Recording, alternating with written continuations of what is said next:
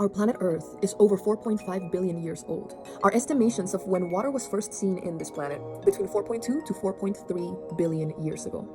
Geothermal vents started making little by little different chemical formations. Eventually they became molecules, eventually they became amino acids, eventually they became proteins. Eventually, about 3.5 billion years ago, the first prokaryotic cell started evolving. Approximately 2 billion years ago, a prokaryote cell joined another that was able to photosynthesize, and together they formed the first eukaryotic cell.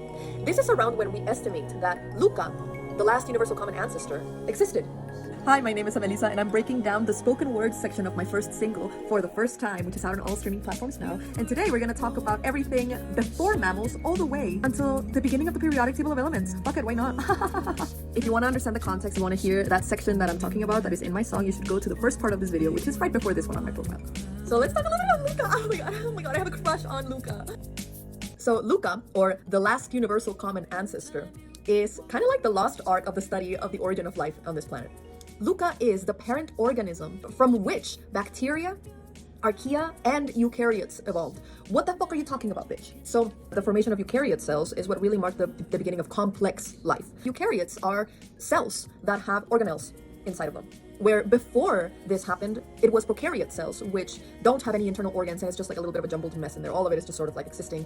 So Luca is the organism from which all of us evolved. So as you trace back all of the branches of the tree of life, eventually they start joining up. All of us are connected in some form or another. It traced back to Luca, parent of all life on this planet.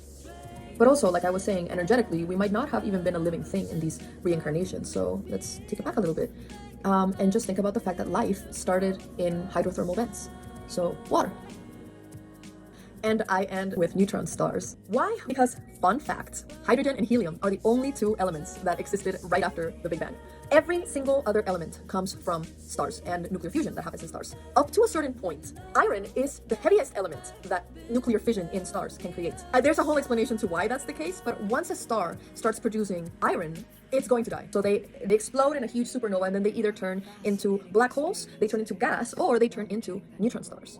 There's 92 naturally occurring elements in the periodic table, and we stop at 26. In neutron stars, like, they are such extreme environments that matter starts breaking down. Particles start overlapping with each other, which is not possible anywhere else in the universe except for in neutron stars.